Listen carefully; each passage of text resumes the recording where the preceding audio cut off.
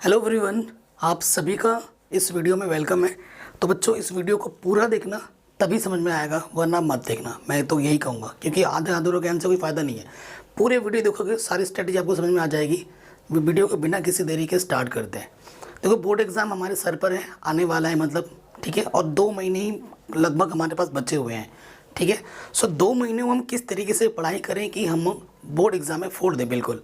और ये बिल्कुल पॉसिबल है, ठीक है, बिल्कुल पॉसिबल है। इसमें कोई मैं जादू टोना नहीं बता रहा हूँ मैं आपको, और ये चीज़ आप आराम से कर सकते हैं बस। और अभी देखो, कोविड का सिचुएशन बढ़ रहा है और मोस्टली सारे बोर्ड्स की छुट्टियाँ स्टार्ट हो चुकी होंगी, ठीक है। और ये छुट्टियाँ और बढ़ने वाली, क्योंकि केसेस और जानने बढ़ने वाले हैं हर बार की तरह। तो ये मान के चलो, जनवरी फरवरी तो पूरा ही छुट्टी में जाने वाला है, और ये 2 महीने में हमें पढ़ना है, ठीक है। और छुट्टी और बढ़ सकती है, लेकिन जो बोर्ड एग्ज़ाम होने वाला है मोस्टली 90% बोर्ड्स के जो एग्ज़ाम होंगे वो हमारे होने वाले हैं अप्रैल में के एंड में, मार्च अप्रैल में होने वाले हैं। ये मान के चलो अप्रैल में ही होंगे, ठीक है। सो किस तरीके से पढ़ना है वो मैं आपके साथ शेयर करूंगा। पहले स्ट्रेटजी क्या होगी वो मैं आपके साथ बताता हूँ, उसके बाद मैं आपके साथ पूरा टाइम टेबल भी शेयर करूँगा कि किस टाइम पे क्या क्या क्या पढ़ना है। पहले एक स्ट्रेटजी हम डिस्कस कर लेते हैं कि जो स्ट्रेटजी हमारी रहनी चाहिए वो कैसी रहनी चाहिए, ठीक है। सबसे पहले आपको देखो, ये कोविड का सिचुएशन चल रहा है ना। कोविड ने हमें बहुत तंग कर रखा है, तो कोविड का ध्यान में रखते हुए हर बोर्ड का सिलेबस अलग अलग है, ठीक है। यूपी बोर्ड का कुछ अलग है, सीबीएसई बोर्ड का कुछ अलग है, स्टेट बोर्ड का कुछ, हर एक स्टेट बोर्ड का अलग अलग सिलेबस है। तो सबसे पहली चीज़ क्या है बच्चों, आपको आपके सिलेबस का अच्छा नॉलेज रहना चाहिए, ठीक है। जो चैप्टर्स आपके सिलेबस में है उन्हीं को ही पढ़ना है, उन्हीं के टॉपिक्स को ही पढ़ना है। एक्स्ट्रा पढ़ने की कोई ज़रूरत नहीं है इस टाइम पे आकर, क्योंकि हमारे पास समय बहुत कम बचा है, ठीक है। अभी एक प्रॉपर स्ट्रेटजी भी शेयर करूंगा आपके साथ, वो भी ध्यान में रखना है, क्योंकि 2 महीने ही हमने देखा है। देखो, अगर आपके पास मैं बात करूं, जो हमारे मेन 5 सब्जेक्ट्स हैं, 5 से भी ज़्यादा होते हैं किसी किसी बोर्ड में, लेकिन जो मेन हर बोर्ड में होता है वो होता है मैथ, साइंस, इंग्लिश, हिंदी और एसएसटी। इसको मैंने 3 कैटेगरी में डिवाइड किया है, ठीक है। आप कहोगे सर आपने इसको 3 कैटेगरी में डिवाइड क्यों कर दिया? सो इसका रीज़न है, नंबर 1 पर, फिर नंबर 2 पर, और ये फिर नंबर 3 पर। कई बच्चे इसको टफ बोलते हैं, है ना। कई बच्चे इसको टफ बोलते हैं, कई बच्चे इसको मीडियम बोलते हैं, और कई बच्चे इसको इजी बोलते हैं। देखो, सबसे पहली बात तो क्या है बच्चों, हर सब्जेक्ट इक्वल नंबर का कैरी करता है। हर एक सब्जेक्ट अपने में अहमियत रखता है। आपका ये नहीं, अगर आप गणित और विज्ञान पढ़ रहे हो तो उसी में ही 400 नंबर आ जाएंगे 500 में से, नहीं। हर एक जो पेपर होगा वो टोटल 100 नंबर का निकल के आता है ना। आप हिंदी का भी पेपर 100 नंबर का होगा, इंग्लिश का भी 100 का होगा, एसएसटी का भी 100 का होगा, विज्ञान का भी 100 का होगा, और मैथ का भी 100 का होगा, है ना। 100 मतलब 100% में। तो ये तो नहीं है कि एक सब्जेक्ट को पढ़ के हम पूरा ही फोड़ देंगे, ऐसा नहीं है। हमें अगर एग्ज़ाम में अच्छा परफॉर्मेंस करना है तो हमें सभी विषयों को अच्छा इंपॉर्टेंस देना पड़ेगा। इस टाइम पे आकर हमें हर विषय को डेली पढ़ना है, और वो टाइम टेबल में मैं आपके साथ शेयर करूँगा। तो सबसे पहले देखो, इस टाइम पे आपको कौन सी बुक्स पढ़नी है। अगर मैं बुक्स की बात करूँ, कई बच्चे कंफ्यूज रहते हैं कि सर हम कौन सी बुक्स पढ़ें, ठीक है। मार्केट में ऐसा कौन सी बुक है जादू टोना वाली जिसको हम पढ़ते ही पास कर जाएं या बहुत अच्छा नंबर आ जाए? तो मैं कहूँगा वो जादू टोना वाली बुक आपके बैग के अंदर ही छुपी हुई है। वो सबसे अच्छी बुक होती है आपकी एनसीईआरटी, सबसे बेस्ट बुक है। अगर बोर्ड एग्ज़ाम आप किसी भी बोर्ड के क्यों ना हो, CBSE, UP board, any board, किसी भी बोर्ड से क्यों ना हो, सबसे स्ट्रॉन्ग जो बुक है वो आपकी एनसीईआरटी है। अगर आपने एनसीईआरटी पूरे साल ढंग से पढ़ रखी है, ठीक है, चाहे वो कोई सा भी विषय हो, हिंदी हो, इंग्लिश हो, मैथ हो, विज्ञान हो, आपके बोर्ड एग्जाम के जो क्वेश्चन आते हैं ना बच्चों, वो सारा का सारा इसी एनसीईआरटी बुक से आता है। 90% से भी ज़्यादा क्वेश्चन यहीं से आएंगे, ये मैं ठोक के ले देता हूँ, ठोक के दावा है मेरा, ठीक है, ये मैं बता सकता हूँ। उसके बाद जो दूसरी जादू की जो बुक होती है वो होती है आपकी मॉडल पेपर। तो बाद में आता है, मैं तो कहूँगा मॉडल पेपर तीसरे नंबर पे आता है। वो तो प्रैक्टिस के लिए होता है, 10 साल के पेपर, ठीक है। ये क्यों ज़रूरी है वो भी मैं बताऊँगा। देखो, 10 साल के पेपर करने का क्या फ़ायदा है ना, जो क्वेश्चंस सपोज 10% मैं बोल रहा हूँ, 90% एनसीईआरटी से आएगा, 10% कुछ एडवांस में इधर उधर के क्वेश्चन आ गए जो आपके बुक में नहीं है या आपको लगता है उन्हें देखा नहीं है, तो वो क्वेश्चन आपको वहाँ मिल जाएंगे, ठीक है। कैसे क्वेश्चन पूछ जा रहे हैं, और जब 10 साल के क्वेश्चन पेपर आप कर लोगे ना तो आपको लगेगा अरे यार ऐसे ऐसे क्वेश्चन पूछता है, 10 साल मतलब ऐसे लगातार पूछ रहा है, तो ऐसे क्वेश्चन इस साल भी आएंगे यार मैं तो कर दूंगा, वो आपका जो कॉन्फिडेंस है ना वो बढ़ जाएगा, और वो बहुत ज़्यादा ज़रूरी है एक स्टूडेंट के पॉइंट ऑफ व्यू से। ठीक है, अगर आपका कॉन्फिडेंस अच्छा है, आपके अंदर सेल्फ बिलीव है ना, तो आप एग्ज़ाम में वाकई फोड़ दोगे। अगर आप डीमोटिवेट, अरे भाई ओ डर रहा है मेरे, पता नहीं क्या होगा बोर्ड एग्ज़ाम में, मैं तो फेल हो जाऊंगा, मेरे को तो कुछ नहीं आता, मैं क्या करूँगा, वाकई में आप फेल हो जाओगे, आपको कोई रोक नहीं सकता। बोलते ना मन के मारे जीत है, मन के हारे हार। तो ये चीज़ आप समझ लो बच्चों, आपको अपने से बोलना है कि मुझे आता है, मैं कर लूँगा। जो दोस्त आपको डिमोटिवेट करते हो, आपको बोलते हैं भाई बहुत टफ है, बहुत हार्ड आता है, ये है वो है, आजा खेल लेते हैं बाद में बढ़ लेंगे, इन सब दोस्तों से किनारा कर लो। सीधी सी बात है, इस टाइम पे ऐसे दोस्तों से कोई रिश्ता नाता मत रखो, उनको बोलो तो निकल अपने रास्ते, मैं अपने रास्ते देखता हूँ। ऐसे दोस्त से दूर रहा करो, वो आपको ले डूबेंगे, वो तो डूबेंगे, आपको साथ में लेके डूबेंगे। ठीक है, ये चीज़ ध्यान में रखना, संगति बहुत बड़ी चीज़ है। उसके बाद क्या है ना, वीक और स्ट्रांग पॉइंट छाटो आपके हर सब्जेक्ट। ठीक है, देखो हर विषय में एक स्ट्रांग चैप्टर होता है, वीक होता है। वैसे तो सारे ही अगर पढ़ोगे ना ढंग से शुरू से तो सब ईजी है। अगर फिर भी कभी कभी ऐसा लगता है कि कुछ पॉइंट हमारे स्ट्रांग है, कुछ पॉइंट हमारे वीक है, तो जो चैप्टर, जैसे मैथ उठाया, मैथ की बुक ली, आपको जो जो चैप्टर इजी लगता है उस पर लिख दो इजी इजी, मुझे ये चैप्टर आसान लगता है, आसान लगता है। जो जो चैप्टर आपको टफ लगता है ना उस पर आपको ज़्यादा टाइम देना है। इजी पॉइंट को और स्ट्रॉन्ग करना है कि भैया इजी से अगर कोई क्वेश्चन एग्जाम में आ रहा है तो वो छूटना नहीं चाहिए। सपोज करो आपने सोचा अरे इजी ये मुझे आता है, ये मुझे आता है, स्ट्रॉन्ग वाला मतलब जो टफ वाला उस पर टाइम दिया, स्ट्रॉन्ग ईजी करके आपने छोड़ दिया और उसको आपने रिवाइज ही नहीं किया, तो ईजी वाले से कोई क्वेश्चन आ गया आपका छूट गया, फिर बहुत तकलीफ होगी, यहाँ लगेगा। ठीक है, तो जो इजी है उसको और पढ़ो, वहाँ से कोई क्वेश्चन छूटना नहीं चाहिए, और टफ वाले को टाइम दो। ठीक है, थोड़ा उसे स्पेशल अटेंशन दो, हर विषय के लिए बात कर रहा हूँ। उसके साथ डेली सभी विषय पढ़ो, ये नहीं आज सिर्फ गणित पढ़ा, कल फिर मैथ, कल फिर साइंस पढ़ा, फिर हिंदी पढ़ रहे हो, अलग अलग दिन पढ़ रहे हो, ऐसा नहीं। हर दिन आपको पाँचों विषयों को टाइम देना है। ठीक है, कैसे वो भी टाइम टेबल बता दूंगा। उसके साथ साथ डेली आपको रिवीजन करना है, रिवीजन करना है। जैसे मैं आपने सपोज करो कल कुछ कोई जो चैप्टर पढ़ा था, आज आपने नया चैप्टर पढ़ने से पहले उस चैप्टर को अच्छे से एक बार रिवीजन करना है कि कल हमने क्या क्या पढ़ा था, हमने क्या सीखा। ठीक है, आज 2 दिन में जो पढ़ा तीसरे दिन वो रिवाइज करो, 3 दिन में लाके चौथे दिन उनको रिवाइज करो। तो रिवीजन चलते रहना चाहिए। एक टॉपर का जो सीक्रेट होता है ना वो उसका रिवीजन होता है। मैं अपने टाइम का टॉपर रहा हूँ, अपने क्लास का, अपने स्कूल का, ठीक है, अपने इधर अपने लोकल क्षेत्र का। तो मेरा सीक्रेट वही था, मैं रिवीजन बहुत अच्छा करता था। मैंने कभी कोई कोचिंग नहीं लगाई, ठीक है, लेकिन मैं रिवीजन बहुत अच्छा करता था। मैं खुद सेल्फ स्टडी में ज़्यादा टाइम देता था। अगर आप सेल्फ स्टडी ज़्यादा करोगे, रिवीजन अच्छे से करोगे, तो आप एग्ज़ाम में बिल्कुल फोड़ोगे। और अब जब भी पढ़ाई करो आपको लिख लिख के पढ़ाई करनी है। ठीक है, लेटे लेटे नहीं पढ़ना है, ऐसे ऐसे नहीं पढ़ना है। जब भी पढ़ने बैठो आपके पास आपकी नोटबुक, आपका एनसीईआरटी बुक, आपके क्वेश्चन बैंक, आपके पास एक रफ नोटबुक होनी चाहिए, और प्रॉपर लिखते हुए पढ़ोगे। जो बच्चा लिखते हुए पढ़ता है वो चीज़ों को ज़्यादा देर तक मेमोराइज़ कर पाता है, भूलता नहीं है, और उसकी प्रैक्टिस अच्छी चलती है। ये देखना आप, ठीक है।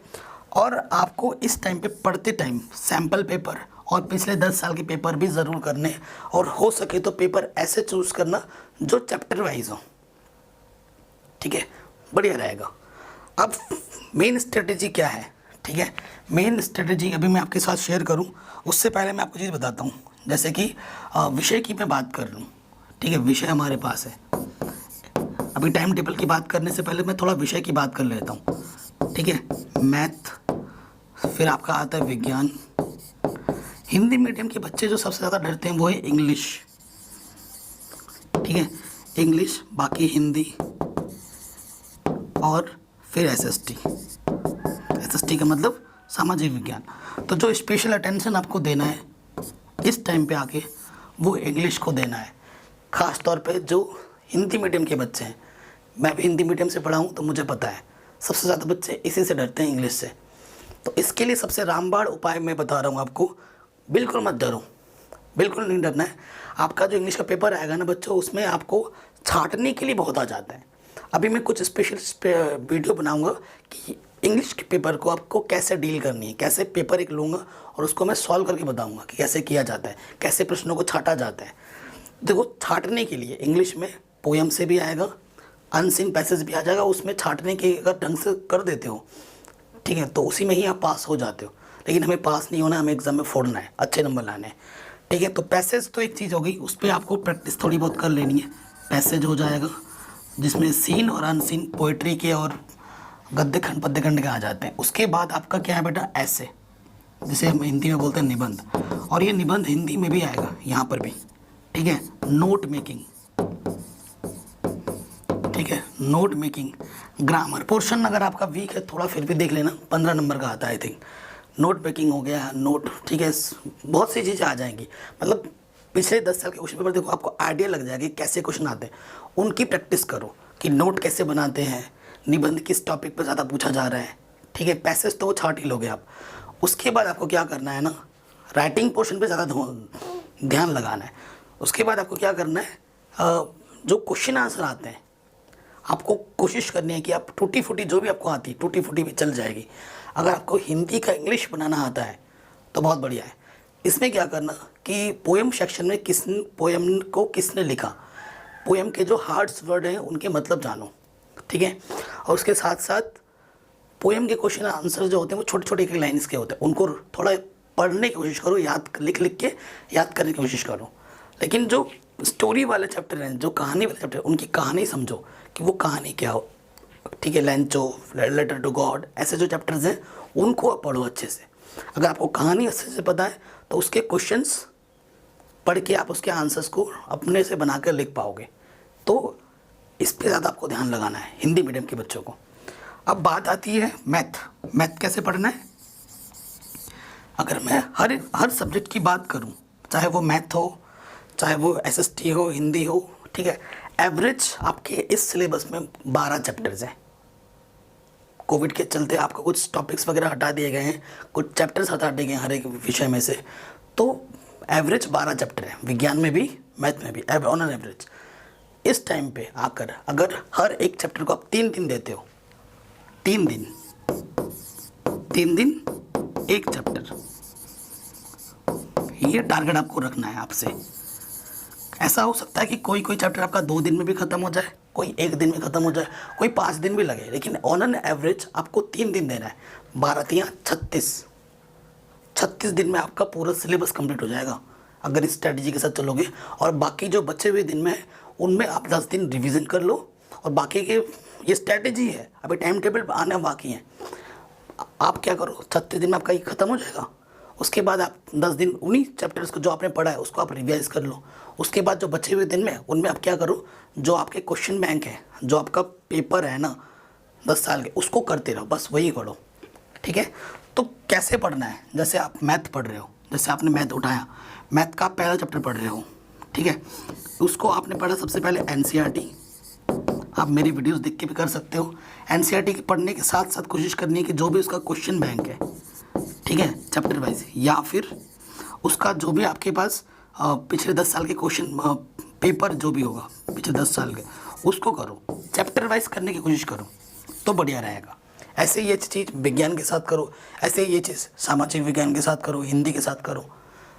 अब कुछ वीडियोज़ ऐसे बनाऊंगा जैसे कि बड़े बड़े क्वेश्चंस को कैसे याद करते हैं, कैसे लिख पाओगे, एग्ज़ाम में क्वेश्चन कैसे लिखते हैं, पेपर कैसे लिखा जाता है, ये भी एक कला है, ठीक है। अपने नॉलेज को प्रेजेंट करना एक आर्ट है, वो भी आपके साथ शेयर करूँगा अलग वीडियोस बनाकर, ठीक है। तो इस टाइम पे कौन सी बुक्स पढ़नी है वो बुक्स की बात भी मैंने कर दी।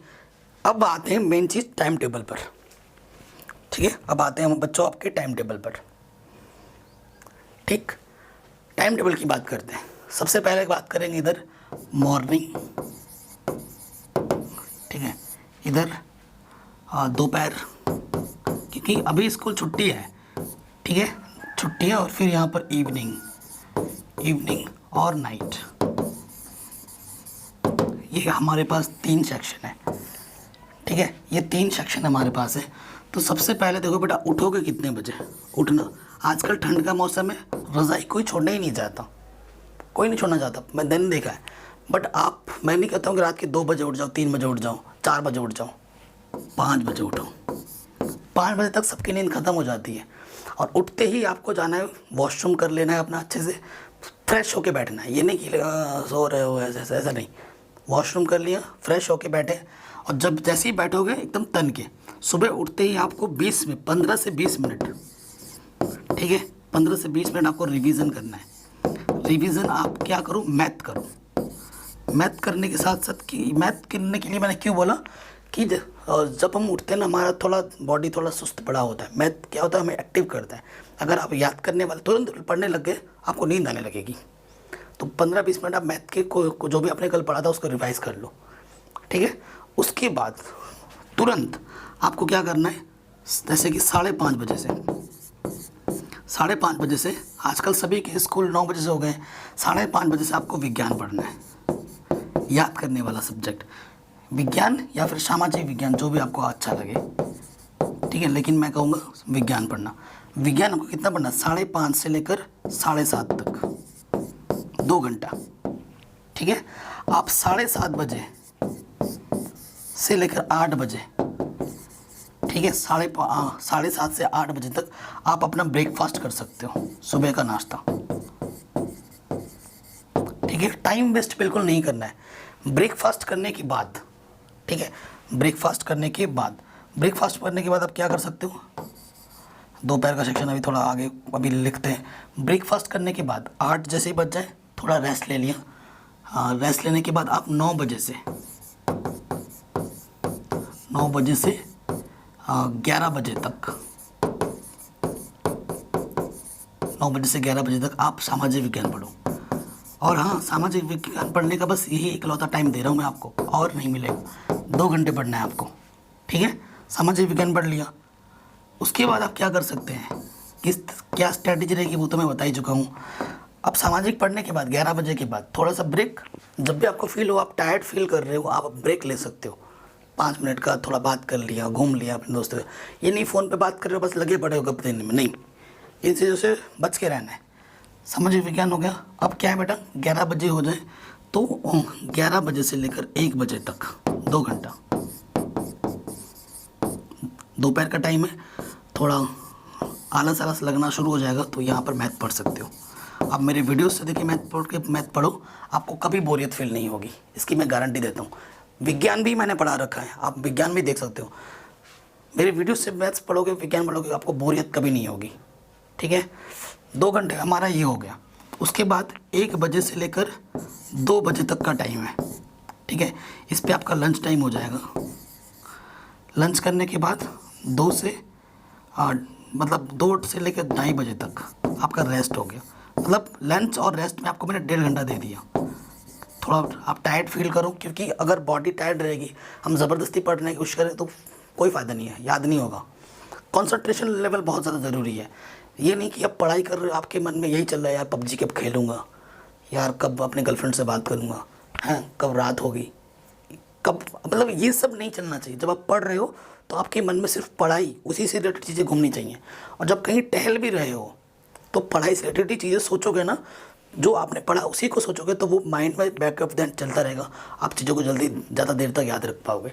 पढ़ने के बाद अरे किसने क्या किया, उसने क्या किया, ये सब सोचोगे तो जो पढ़ा वो सब भूल जाओगे, ठीक है। ये चीज़ ध्यान रखना, ठीक। दोपहर का काम चल रहा है, 2:30 बजे से लेकर 3:30 बजे तक आपको हिंदी पढ़नी है, 1 घंटा डेली। आपको क्या पढ़ना है, हिंदी पढ़ना है। हिंदी पढ़ लिया 3:30 बजे तक। 3:30 बजे से, क्योंकि इस टाइम से पढ़ाई का माहौल हो, आप कहोगे सर हमें दिन भर पढ़ा रहे हो, है दिन भर थोड़ी ना पढ़ेंगे हम, पढ़ना पड़ेगा अगर एग्ज़ाम में फोड़ना है तो। 3:30 बजे से लेकर 5:30 बजे तक, ठीक है, आपको पढ़ना है इंग्लिश 2 घंटा, ठीक है। फिर 5:30 से लेकर 6 तक आप ले सकते हो रेस्ट। थोड़ा टहल लिया, घूम लिया, दोस्तों से बात कर ली, यूट्यूब चला लिया, जो आपको सही लगे आप रेस्ट कर लीजिए। लेकिन 6 बजते ही, ठीक है, 6 से लेकर फिर से 8 आपको मैथ पढ़ना है या फिर विज्ञान पढ़ना है, ठीक है। आप 6 से लेकर 8 तक आप विज्ञान पढ़ लो। अभी रात सुबह भी हमने पढ़ा था ना, 6 से लेकर 8 नहीं, हम क्या करते हैं 6 से लेकर 7:30 कर लेते हैं, ये बेस्ट रहेगा। 6 से 7:30 विज्ञान पढ़ लो, ठीक है। फिर 7:30 से 8:30 1 घंटा मैथ पढ़ लो, ठीक है। 8:30 से 9 तक, 9 बजे से पहले खाना मत खाना, पहले बता रहा हूँ। 8:30 से 9:30 फिर आप SST या फिर इंग्लिश, जो आपको सही लगे, आपको जिसकी ज़रूरत पड़े कि यार आज मुझे थोड़ा, खुद को पता होगा आपको, है ना, कि मुझे इंग्लिश पढ़ना चाहिए, इंग्लिश थोड़ी मेरी कमज़ोर हो रही है, मुझे और टाइम देना है, या फिर आपको लगे कि मुझे सामाजिक विज्ञान में टाइम, तो उसको टाइम दे दो, ठीक है। ये सब जब हो जाए 9 बजे, ठीक है, इसके बाद आप 9 बजे आप अपना क्या कर लो, ना खाना खा लो, रात का डिनर, ठीक है। 9 से 9:30, 9:30 से लेकर 10 बजे तक कुछ रेस्ट ले सकते हो तुम, ठीक है। 1 घंटे का पीरियड आप अपने पेरेंट्स से बात कर सकते हो कि आपकी पढ़ाई कैसे चल रही है, क्या माहौल है, ये सब चीज़ें होंगी, ठीक है। ये सब जब हो जाए उसके बाद 10 बजे, ठीक है, 10 बजे के बाद जब आप सोने से पहले आपको क्या करना है, रिवीजन, दिन भर का रिवीजन, ठीक है। दिन भर का रिवीजन, इसका मतलब क्या है, दिन भर का रिवीजन का मतलब क्या है, आपने पूरे दिन में जो भी पढ़ा, आपने मैथ में जो पढ़ा, आपने साइंस में जो पढ़ा, आपने SST में जो भी पढ़ा, उनको आप देखो कि मैंने पूरे दिन में अभी तक क्या पढ़ा। अगर आपको लगता है मैंने विज्ञान में पूरा ढंग से पढ़ा, मुझे कोई भी डाउट नहीं है, ठीक है, अच्छी बात है, कोई डाउट नहीं है। मैथ पढ़ो, मैथ खोलो, आज पूरे दिन में जो पढ़ा, किसी क्वेश्चन में कोई डाउट, कोई क्वेश्चन ऐसा था जो जिसमें आप अटक रहे थे, उसको फिर से करो, ठीक है। अपने कोई डाउट्स रहते तो यूट्यूब में देख लो, अपने दोस्तों से पूछ लो, ठीक है। यही सब बातें होनी चाहिए दोस्तों के। उसके साथ सामाजिक विज्ञान को आप रिवाइज कर लो, कुछ नाप से कुछ दिनांक वनांक हो तो याद कर लो। 11 जैसे ही बजे 1 घंटा आपको वही करना है, 11 बजते ही आपको सोने जाना है, 11 से 11:30 बजे के बीच तक, ठीक है। मैं सोने का पूरा टाइम दे रहा हूँ, ठीक है। 11 बजे 11:30 बजे आप सोने चले जाओ। सोते वक्त आपको सोचना है, आंखें बंद करके मेडिटेशन करनी है।